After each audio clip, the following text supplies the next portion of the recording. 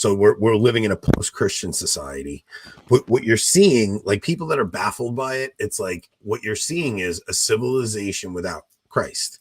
And you're seeing what happens. And we're just at the beginning, believe it or not. Like things are going to get so much worse than they are. I don't know how much worse they'll get though before like all the tension that's just simmering like lashes out. You know what I mean? Like like Spain before the Civil War, before the Spanish Civil War. Like, how long does it go on before these two sides, which are diametrically opposed to each other, and everyone knows it, just both acknowledge that they cannot live together in the same, socio-political reality? I think that Rwanda is where we are right now. So if you guys don't know what happened in Rwanda, Our Lady appeared to a group of girls. I think it was in the 80s. Like it was about a decade before the actual Rwandan genocide. And it was Our Lady of Kibeho. So if you guys have never seen that, look up Our Lady of Kibeho. And Mary came and warned these girls and said, if people do not change their ways and figure out a way to get along, there will be blood running through the streets, of like rivers of blood running through the streets. And a decade later, there was the Hutus and the Tutsis had a genocidal war. I don't remember which side got which. Do you? I think the Hutus killed the Tutsis. I don't know. But the thing with that is like that is tribal bloodshed, whereas I think the ideological differences could more like the Spanish Civil War.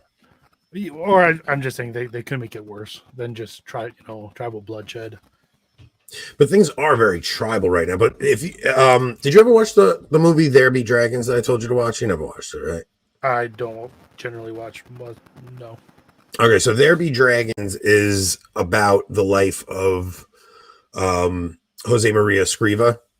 Mm-hmm. It's not really though. It's about a guy who grew up with Jose Maria Escriva, and they were growing up during the time of the Spanish Civil War.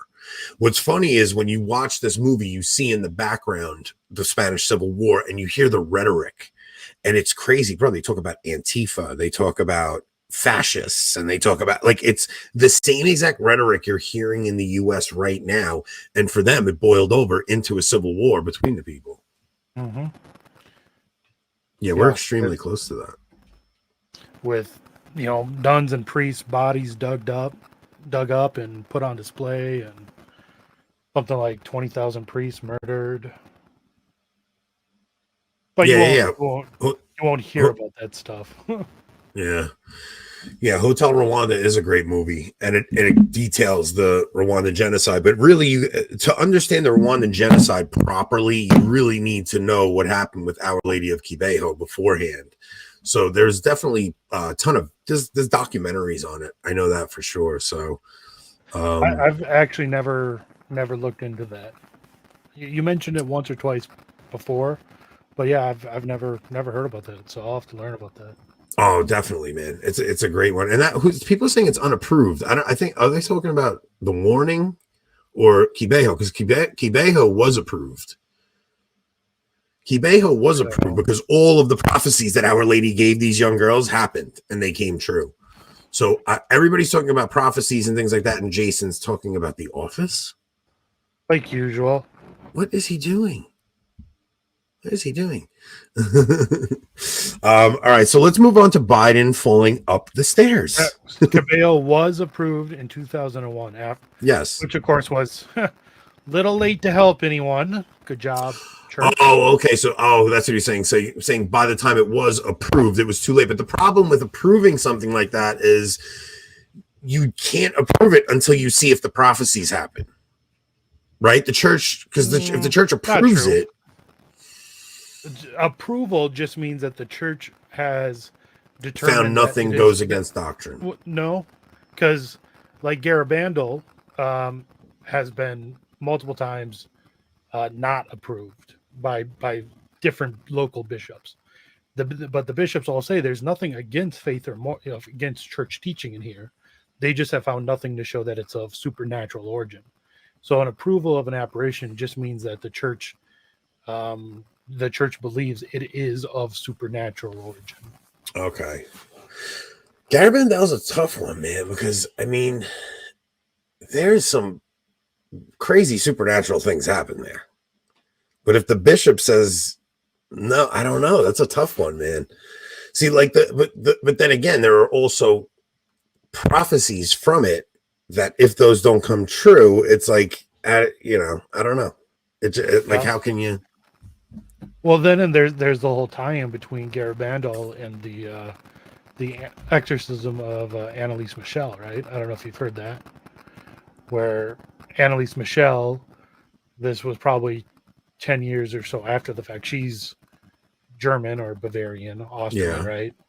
And Garabandal, like, at the time wasn't like super well known. It's not even super well known now, right? But a young girl in Bavaria a few years after the Garabandal apparitions would not have heard of them.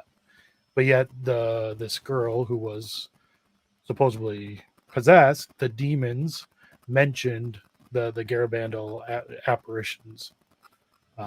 Do you know what they said? I don't remember. More or less, like the Garabandal, like the apparitions are right.